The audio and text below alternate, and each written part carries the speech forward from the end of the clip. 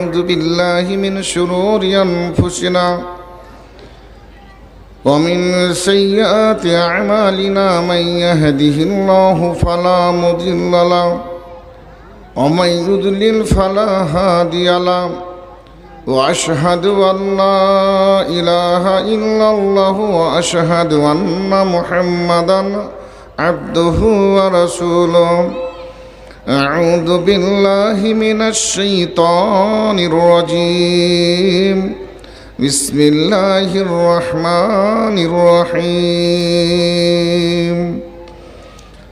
يا أيها الذين آمنوا اتقوا الله حق تقاته ولا تموتن إلا وأنتم مسلمون يا أيها الناس اتقوا ربكم الذي خلقكم من نفس واحدة وخلق منها زوجها وبث منهما رجالا كثيرا ونساء واتقوا الله الذي تساءلون به والأرحام إن الله كان عليكم رقيبا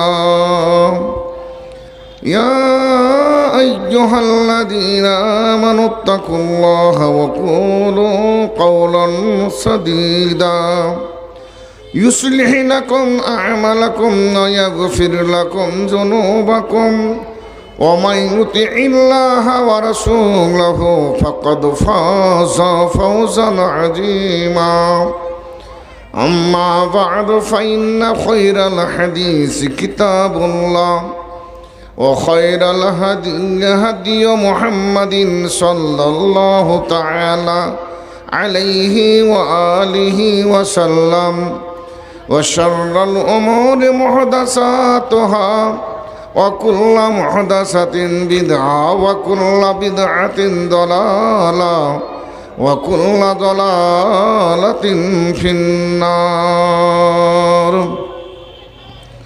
أعوذ بالله من الشيطان الرجيم بسم الله الرحمن الرحيم إنما المؤمنون الذين إذا ذكر الله وجلت قلوبهم وإذا تليت عليهم آياته وزادتهم إيمانا وعلى ربهم يتوكلون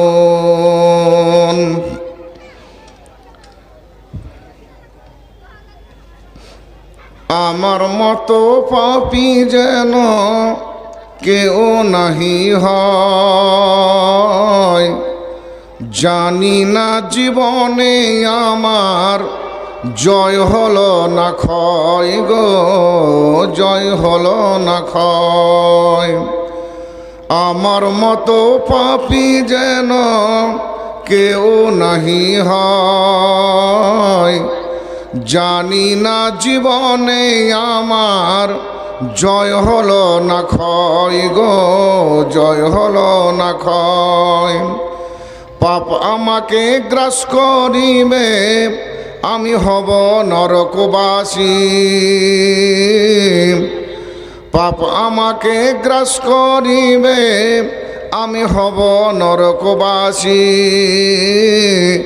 তবু কেন সুপথ ছেড়ে কুপদ ভালোবাসি গো কুপদ ভালোবাসি বাহির খানা মানুষ আমার বাহির খানা মানুষ আমার ভিতর মানুষ নয় জানি না জীবনে আমার জয় হলো না ক্ষয় গো জয় হলো না ক্ষয় কোরআন হাদিস শুনতে যারা মনটি নাহি বসে গান বাজনা শুনতে তাদের দারুণ ভাবে রসে গো দারুণ ভাবে রসে কবরের আযাব বলে মওতের ভয় বলে মনে নাহি ভয় জানি না জীবনে আমার জয় হলো না ক্ষয় গো, জয় হলো না ক্ষয়। আমার মতো পাপী যেন কেউ নাহি হয়, জানি না জীবনে আমার জয় হলো না ক্ষয় গো, জয় হলো না ক্ষয়। উপস্থিত পরম শ্রদ্ধেয় সুনামধন্য শ্রদ্ধাস্পদেশ সভাপতি মশাই, ওলামা ইকরাম, আমার সম্মুখে বসে থাকা বয়োজ্যেষ্ঠ বয়কনিষ্ঠ শ্রদ্ধাভাজন স্নেহভাজন শ্রোতামণ্ডলী, পর্দার আড়ালের বসে থাকা অবলা সরলা সুশিক্ষিতা স্নাশিসা মা ও বোনেরা, প্রশংসা মহান সত্তার, যার অশেষ কৃপায়, যার অশেষ দয়ায়, যার অশেষ অনুকম্পায় আমরা এই পবিত্র মাহফিলে উপস্থিত হয়েছি, উপনীত হয়েছি। যেই মহান সত্তা আমাদেরকে এই পবিত্র জায়গায় আসার উদ্দীপনা দিয়েছেন, অনুপ্রেরণা জাগিয়েছেন, সেই মহান সত্তার যৎকিঞ্চিত প্রশংসার পর বিশ্বনবী জনাবে মুহাম্মদুর রাসূলুল্লাহ সাল্লাল্লাহু তাআলা আলাইহি ওয়া সাল্লামের ওপর শত কোটি শান্তির ধারা বর্ষিত হোক। সকলে বলি আল্লাহুম্মা সাল্লি আলাইহি আল্লাহুম্মা আমিন। আজকে ইসলামপুর গ্রামবাসীদের উদ্যোগে একটি ইসলাহি জলসা, তাবলিগি জলসা, শুনানি জলসার আয়োজন করা হয়েছে। বিভিন্ন জায়গা থেকে বক্তাদেরকে আমন্ত্রণ দিয়ে এখানে আনা হয়েছে মানুষদেরকে স্বচ্ছ কিছু জিনিস শিক্ষা দেওয়ার জন্য।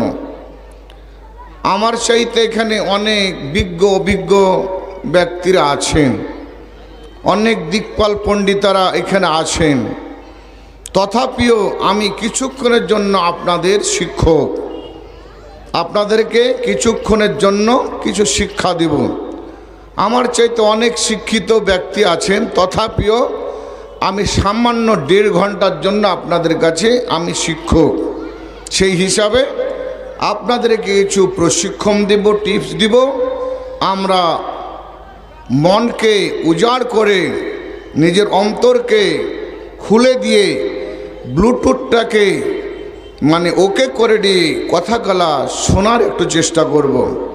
এটা হচ্ছে শুনানি জলসা। এখানে কোনো আইন কামের ব্যাপার নয়, এটা হচ্ছে শুধুমাত্র মানুষদেরকে শোনার জলসা। কোন কবরস্থানের, ঈদগাহ, মসজিদের, মাদ্রাসা উন্নতি গল্পের জলসা না, এটা হচ্ছে মানুষদের সংশোধনী জলসা। আমরা যারা বিভিন্ন জায়গা থেকে আগত হয়েছি, কেউ শ্রোতা হিসাবে, কেউ বক্তা হিসাবে, কেউ দর্শক হিসাবে, আমরা সকলের কাছে অনুরোধ রাখব, সময়টা খুব গুরুত্বপূর্ণ, সময়ের দিকে একটু কর্ণপাত করবেন এবং কাম দুটাকে ভালো করে রাখবেন। আল্লাহ পাক রব্বুল আলামিন সূরা কাফ সূরা নম্বর 50 আয়াত নম্বর 37 আল্লাহ বলেছেন, মান কানা লাহু কালবুন আও আলকা সামআ ওয়া হুয়া শাহীদ। 3 প্রকারের লোকে, 3 প্রকারের ছাত্র মেধা তালিকা গ্রহণ করতে পারে। ব্রেনিয়াল ছাত্র হতে গেলে তাকে 3টা জিনিস অবলম্বন করতে হবে। একজন সঠিকভাবে শ্রোতা হতে গেলে 3টা জিনিসকে তাকে গ্রহণ করতে হবে। 1 নম্বর, আল্লাহ পাক রব্বুল আলামিন বলছেন, মান কানা লাহু কালবুন, আল্লাহর কোরআনের কথা, বিশ্বনবীর সহিহ হাদিসের কথা ওই ব্যক্তি গ্রহণ করবে যার অন্তরটা ভালো আছে, অন্তরের মধ্যে কোনো রকমের গ্লানি নয়, নিষ্কলুষ অন্তর আছে, সমস্ত দিককে মুছে ফেলে এই জায়গায় আগত হয়েছে, অন্তরকে উজাড় করে কোরআন হাদিসের কথাগুলা মনের মধ্যে প্রবেশ করাবে। এই ব্যক্তি কোরআন হাদিসের কথা শুনবে। এই রকম একজন ছাত্র, যদি একজন ছাত্র স্কুল কলেজে যায়, স্কুল কলেজ যাওয়ার পর যদি মন ভালো না থাকে, তার লেখাপড়ায় যদি মনোযোগ না থাকে, সেই শিক্ষকের টিপস, শিক্ষকের কথাগুলা তার মনের মধ্যে গ্রহণ হবে না। যার ফলে আল্লাহ বলেন, মান কালাহু কালবম, যার অন্তরটা, হৃদয়টা যার সতেজ আছে, যার হৃদয়ের মধ্যে নেওয়ার কোনো প্রবণতা আছে, সেই হৃদয়বান ব্যক্তি ওয়াজ শুনে উপকৃত হবে। দুই, আউ আলকা সামা, অথবা যার কর্ণ দুটো সতেজ আছে। আমি ওয়াজ করছি আর অন্য জায়গায় যদি কান শোনে, অন্যদিকে কান থাকে, মোবাইল কানে লেগে যদি সেদিকে কথা বলে, তাহলে আমার কথার দিকে গুরুত্বপূর্ণ হবে না, এই কথাটার দিকে মনোযোগ হবে না, অন্যদিকে কানের দিকে যাবে, যে কানটা তার অন্য দিকে আছে।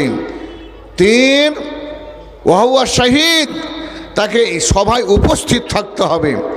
একজন ব্রিলিয়ান্ট ছাত্র যদি স্কুল কলেজে না যায়, আব্বা মার কাছে পয়সা নিয়ে যাচ্ছি স্কুল কলেজ বলে, কোনো পার্কে গিয়ে, কোনো জায়গায় গিয়ে, ছেলে মেয়েদের সাথে সিনেমার হলটে গিয়ে সময় কাটায়, স্কুলে যায় না, তাহলে স্কুলে যদি অ্যাবসেন্ট থাকে, স্কুলে যদি গায়ের হাজিরি থাকে, তাহলে এই ছেলেটা ব্রেনিয়া ছাত্র হতে পারে না।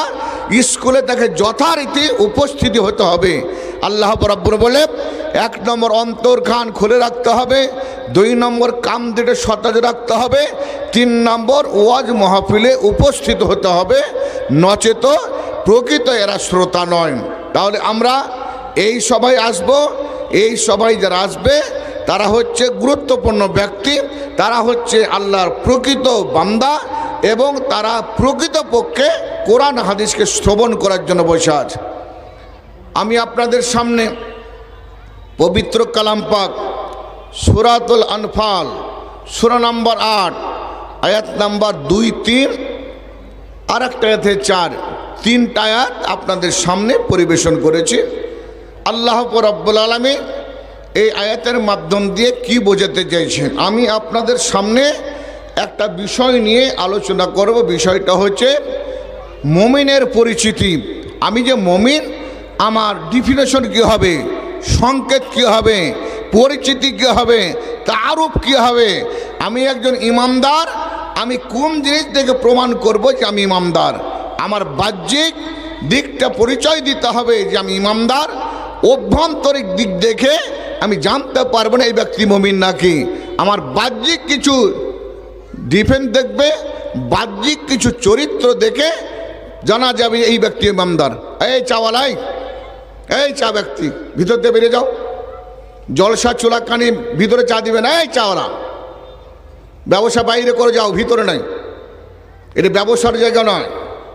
ভিতরে ঢুকবে না তুমি, বাইরে বেরিয়ে যাও। যার চা খাবার দরকার উঠেছে চা খেয়েছবে।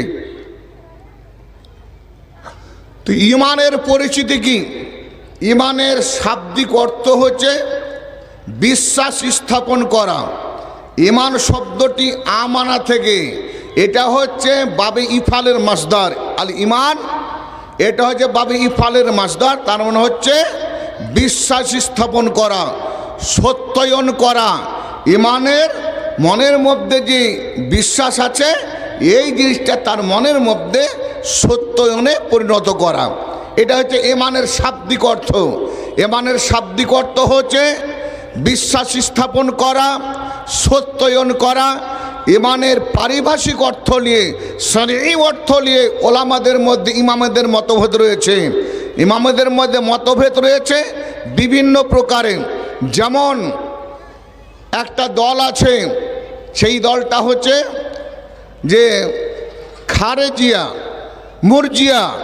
মুরজিয়া বলে একটি দল।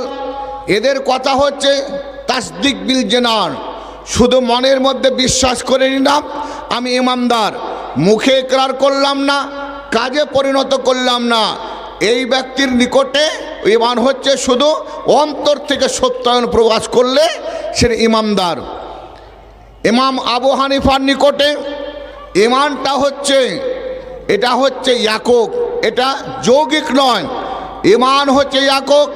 কোনো মানুষ পৃথিবীর নবীর কাছ থেকে বা নবী আল্লাহর কাছ থেকে একগ্রতভাবে, যৌথভাবে বা আংশিকভাবে কিছু জিনিস আল্লাহর তরফ থেকে নিয়েছে মানুষের কাছে, সেই জিনিসটা কম হোক বা বেশি হোক সেটার ওপর ঈমান রাখলে যথেষ্ট হবে।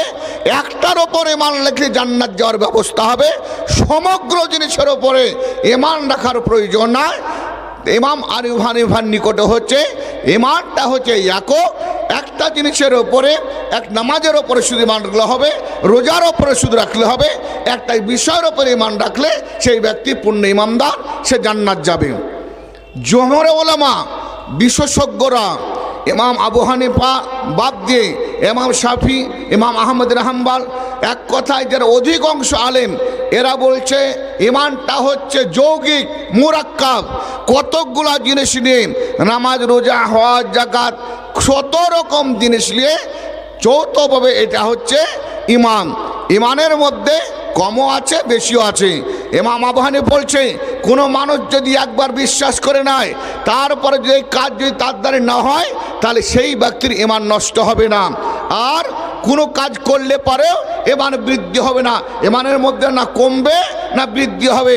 আর জমহুরে উলামা, বিশেষজ্ঞ ওলামারা, তারা বলছে ঈমান হচ্ছে মুরাক্কাব, যৌগিক ঈমান।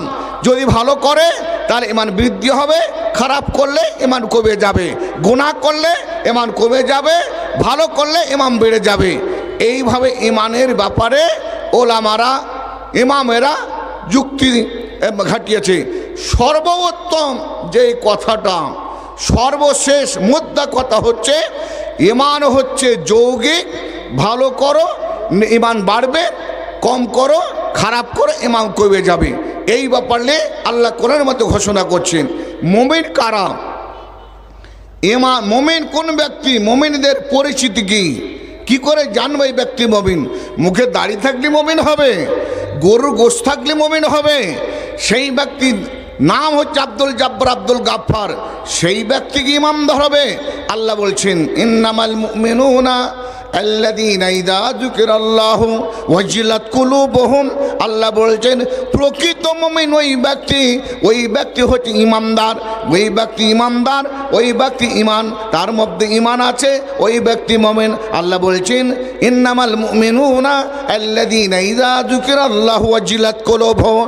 ওই ব্যক্তি ঈমানদার, প্রকৃত ঈমানদার ওই ব্যক্তিকে মুমিন বলা হবে যেই ব্যক্তি আল্লাহর কথা শুনে, আল্লাহর কথা তার সামনে উচ্চারিত হলে পরে অন্তরের মধ্যে কম্পিত এসে যায়।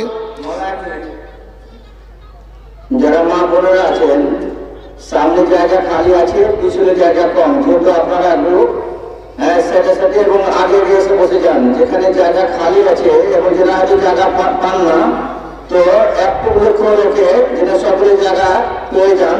যেহেতু আপনারা একটু আগে যান, আগে জায়গা খালি আছে, পিছনে জায়গা কম, তো দয়া করে আপনারা আগে চলে যান। আচ্ছা, আপনারা একটু ভাই এগিয়ে আসুন। এবার তো জায়গা হয়েছে, সামনের দিকে এগিয়ে আসুন। জায়গা হলো আল্লাহ রাসূলের সাহাবারা এমনভাবে বসতেন, মাথায় একটা কাপড় দিলে সমতল হয়ে যেত, উঁচলেটা হতো না।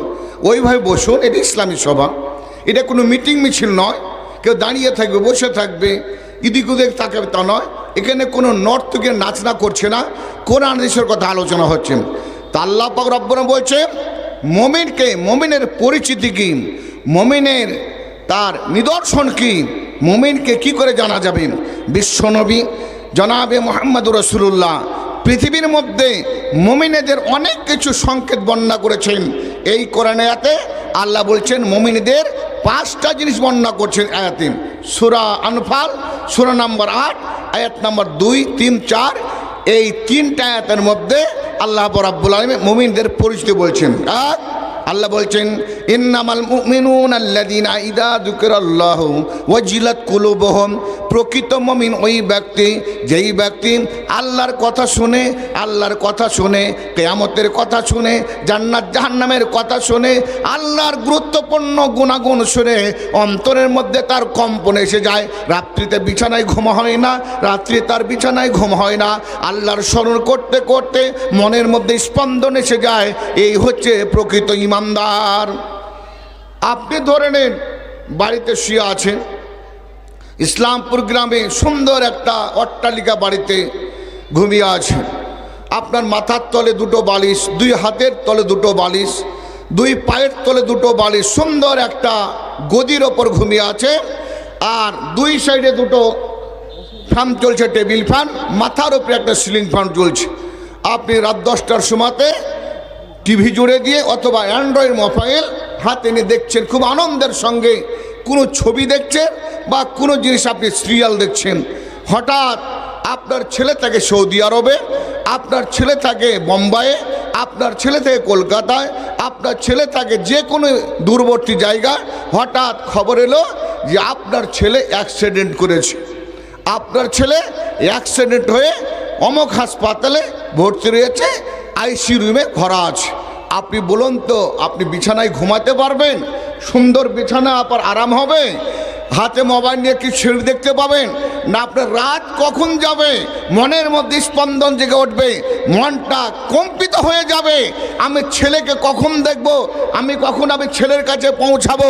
আল্লাহ রাব্বুল আলামিন বলছেন, ওই মুমিন ব্যক্তি, যেই ব্যক্তি আমার কথা শোনার পর মনের মধ্যে স্পন্দন জেগে ওঠে, বিছানায় ঘুমাতে চায় না, মনের মধ্যে যত রকমের ভালোবাসার কথা হোক সেই কথা মন থেকে বেরিয়ে যায়, আল্লাহর ধ্যানের জন্য অন্তরটা বিদরিত হয়ে যায়, অন্তরটা মগ্ন হয়ে যায়, অন্তরটা আল্লাহর জন্য কম্পিত হয়ে যায়, এই ব্যক্তি হচ্ছে ইমানদার।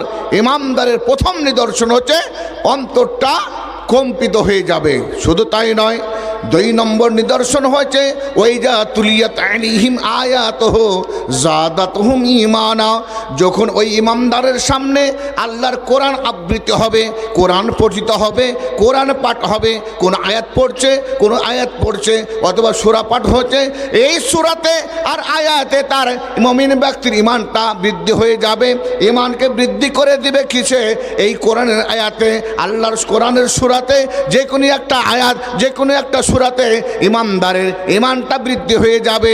ঈমান তার বৃদ্ধি হয়ে যাবে, ঈমানের মধ্যে পরিপূর্ণতা এসে যাবে।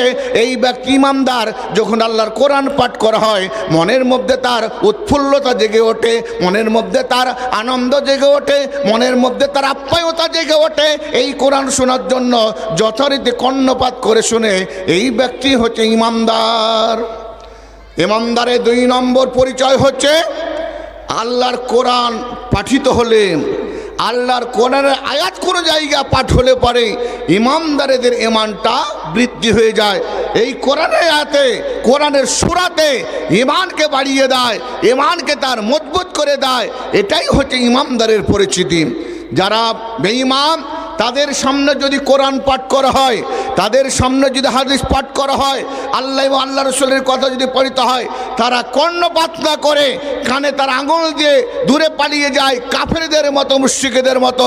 সেই কোরআনের দিকে তারা ভ্রুক্ষেপ করে না, মনোযোগ তারা দেয় না, এই কোরআনকে তারা অ্যাভয়েড করে চলে। এরাই কিয়ামতের দিনে বিপদগ্রস্ত হবে। আল্লাহ রাব্বুল আলামিন বলছে সূরা তোহা, সূরা নাম 20, আল্লাহ বলছেন, ওমান আরদা আন যিকরি ফাইন্না লাহু মাঈশাতান যানকা ও নাহশুরুহু ইয়াওমাল কিয়ামাতি আমা। যারা আমার কোরআন থেকে তারা বিমুখ হয়ে যাবে, কোরআন থেকে যারা মুখ ফিরিয়ে নেবে, আমার ওয়াজ নসিহত থেকে যারা মুখ ফিরিয়ে নেবে, তাদেরকে দুনিয়াতে শাস্তি দেওয়া হবে, তাদের সংকীর্ণ জীবন হয়ে যাবে, রুজি রুটি তাদের সংকীর্ণ করে দেওয়া হবে, তার বাসস্থান সংকীর্ণ করে দেবে, জীবন উপকরণ সংকীর্ণ করে দেওয়া হবে, এবং তারা কিয়ামতের দিনে কবরের জায়গাটা, আলামে বারজাখটা তাদের জন্য সংকীর্ণ করা হবে, এবং তারা কিয়ামতের দিন দেখে উঠবে ইয়াউমা নাহশুরু ইয়াউমাল কিয়ামাতি আমা। আল্লাহ বলছেন, তাদেরকে আমি কবর থেকে কিয়ামতের দিন তুলব, 2 চোখ তাদের অন্ধ হয়ে যাবে। তারা বলবে, আল্লাহ, দুনিয়াতে আমার চক্ষু ছিল, আমরা সিনেমা দেখেছি, ভিডিও দেখেছি, অনেক কিছু জিনিস, সুন্দর জিনিস দেখেছি, আজকে কেন আমার চোখ অন্ধ করে হলো? আল্লাহ বলবেন, আতাতকা আয়াতুনা, তোমাদের কাছে কি আমার নিদর্শন যায়নি? আমার কি মাওলানারা যায়নি? আমার কি কোরআন আয়াত তোমাদের কাছে যায়নি? তোমরা সেই জিনিসকে ভুলেছিলে। আল ইয়াউমা তুনসা, আজকের দিন আমরাও তোমাকে ভুলে গেলাম। আমার কোনো অনুকৃপা, আমার কোনো অনুগ্রহ, আমার কোনো কৃপা, আমার কোনো দয়া তোমাদের ওপর হবে না। তোমরা এই জায়গাতে যতই তোমরা চিৎকার করো, আমার ভালোবাসা তোমাদের প্রতি হবে না। তোমরা আমার কোরআনকে অ্যাভয়েড করেছো, তোমরা আমার কোরআনকে অপেক্ষা করেছো, যার ফলে তোমরা আমার কৃপা, আমার অনুগ্রহ, আমার দয়া থেকে তোমরা বঞ্চিত হয়ে যাবে। ভাইয়েরা, বন্ধুরা আমার, আল্লাহ রাব্বুল আলামিন বলছেন 3 নম্বর ঈমানের পরিচয়, 3 নম্বর মুমিনদের ডেফিনেশন। আল্লাহ বলছেন, ওয়া আলা রাব্বিহিম ইয়াতাওয়াক্কালুন। ঈমানদারেরা সব সময় বিপদ হোক, মানসিক দিয়ে হোক, শারীরিক দিকে হোক, অর্থনৈতিক দিয়ে হোক, পারিবারিক দিক থেকে হোক, সামাজিক দিক থেকে হোক, যে কোনোভাবে তার শরীরের মধ্যে বা যে কোনো জায়গায় তার বিপদ এলে সেই ব্যক্তির আল্লাহর ওপর আস্থা রাখবে, ভরসা করবে কার ওপরে? সেই আল্লাহর ওপরে, যেই আল্লাহ তাকে পৃথিবীর মধ্যে অসুখ দিয়ে পরীক্ষা করছে, সেই আল্লাহ রব্বুল আলামিনের উপর তারা ভরসা করবে। ইমানদারের পরিচিত হচ্ছে যত রকমের বিপদ আসুক, সমস্ত বিপদের সময় সেই ব্যক্তির আল্লাহর ওপর ভরসা করে থাকবেন। বিশ্বনবী জনাবে মুহাম্মদুর রাসূলুল্লাহ সাল্লাল্লাহু আলাইহি সাল্লাম একটা হাদিসের মধ্যে বলছেন, হাদিসটি জামে তিরমিজির আল্লামা আলবানী রহমতুল্লাহ আলাইহি তিনি হাদিসটি সহিহ বলেছেন। হাদিসটা বর্ণনা করেছেন আনাস বিন মালিক, যিনি বিশ্বনবীর কাছ থেকে 2286টি হাদিস বর্ণনা করেছেন। 2286টি হাদিস বর্ণনা করে সাহাবী আনাস বিন মালিক তিনি বলছেন, ওয়ান আনাস রাদিয়াল্লাহু তাআলা আনহু قال رسول الله صلى الله عليه وسلم হুব্বিবা ইলাইহি তিবু ওয়ান নিসাউ ওয়া জুইলাত কুররাতু আইনি ফিস সালাত। বিশ্বনবী বলছেন, হে পৃথিবীর মানুষ তোমরা শুনে রাখো, আমার কাছে তিনটা জিনিস সবচেয়ে প্রিয়। আমার কাছে প্রিয় হচ্ছে সেন্ট জাতীয় জিনিস, সুগন্ধি জাতীয় জিনিস, আতর জাতীয় জিনিস আমার কাছে সবচেয়ে প্রিয়। বিশ্বনবী আতর এত ব্যবহার করতেন, এক তো চিনার গাটাই সুগন্ধে ছিল। যখন তিনি কোনো পকেট রাস্তা দিয়ে ছোট সুরঙ্গ পথ দিয়ে যেতেন, কিছুক্ষণ মানুষ তারপরে 10 মিনিট পর, আধ ঘন্টা পর যদি ওই নবীর যাওয়ার পর রাস্তা দিত, মনে হচ্ছে তারা মনে করত পথিক যে এই রাস্তায় কেউ যেন আতর ছিটিয়ে দিয়েছে, আতর ছিটিয়ে দিয়েছে। বিশ্বনবীর শরীর থেকে এই রকম আতরের সুগন্ধি বের হতো। অতএব বিশ্বনবী আতর ব্যবহার করতেন অধিকাংশ। তাই নয় বলছে, আমার কাছে প্রথম নাম্বার সবচেয়ে প্রিয় হচ্ছে সুগন্ধি আতর জাতীয় সেন্ট জাতীয় জিনিস ভালোবাসি। 2 নম্বর বিশ্বনবী বলছে ওহুব্বিবা ইলাইয়ান নিসা, আমার কাছে সবচাইতে প্রিয় হচ্ছে আমার স্ত্রীরা। আমার যদি বিশ্বনবী যেদিন মৃত্যুবরণ করছে তখন বিশ্বনবীর 9 জন স্ত্রী বেঁচে ছিলেন। বিশ্বনবীর মৃত্যুর আগে পর্যন্ত যার বাড়িতে যেদিন পালি থাকতো, যার বাড়িতে সময় কাটাতেন, যার বাড়িতে রাত কাটাতেন, যার বাড়িতে বাড়ি ছিল, তথাপিও আরও 8 জন স্ত্রীর বাড়ি সকাল ফজরের নামাজ পড়ে, এশার নামাজ পড়ে, আসরের নামাজ পড়ে বিশ্ব দেখতে যেতেন। এ হাফসা, এ উম্মে হাবিবা, এ অমক, এই অমক, তোমরা কেমন আছো? বিশ্বনবীর একজন পালিয়েছে বলে একজনের বাড়ি থাকবে এটা নয়। বিশ্বনবী পৃথিবীর মধ্যে সবচাইতে নারীদেরকে ভালোবাসতেন, সবচাইতে স্ত্রীদেরকে ভালোবাসতেন, স্ত্রীদেরকে সবচাইতে মন প্রাণ দিয়ে ভালোবাসতেন। যার জন্য বললেন হুব্বিবা ইলাইয়ান নিসা, আমার কাছে সবচাইতে প্রিয় ছিল আমার স্ত্রীরা।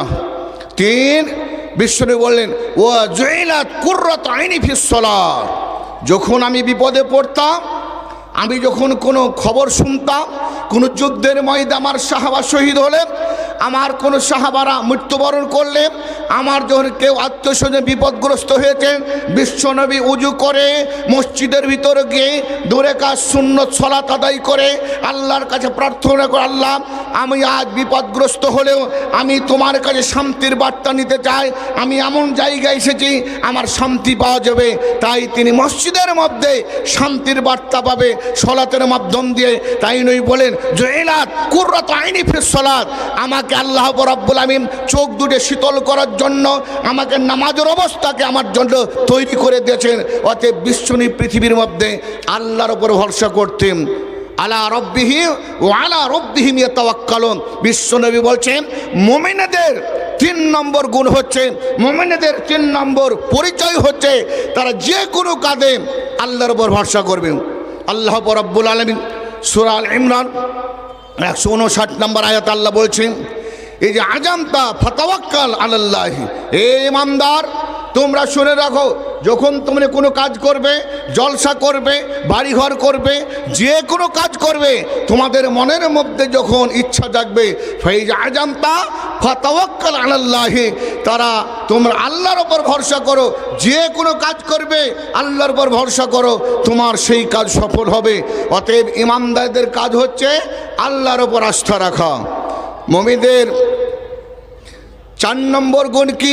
আল্লাহ বলছেন মুমিনদের 4 নম্বর গুণ হচ্ছে আল্লাযীনা ইউকিমুনাস সালাতা। মুমিনদের 4 নম্বর পরিচিতি হচ্ছে তারা 5 ওয়াক্ত সালাত আদায় করবে, রাতে দিনে তারা 5 ওয়াক্ত সালাত আদায় করবে। ভাইয়েরা বন্ধুরা আমার, আল্লাহ রাব্বুল আলামিন আমাদেরকে পৃথিবীর মধ্যে তার ইবাদতের জন্য তৈরি করেছেন। আমরা যদি তার ইবাদতকে অ্যাভয়েড করি, আমরা যদি তার ইবাদতকে উপেক্ষা করে চলি, তাহলে আল্লাহর সান্নিধ্য লাভ করতে, আল্লাহর নৈকট্য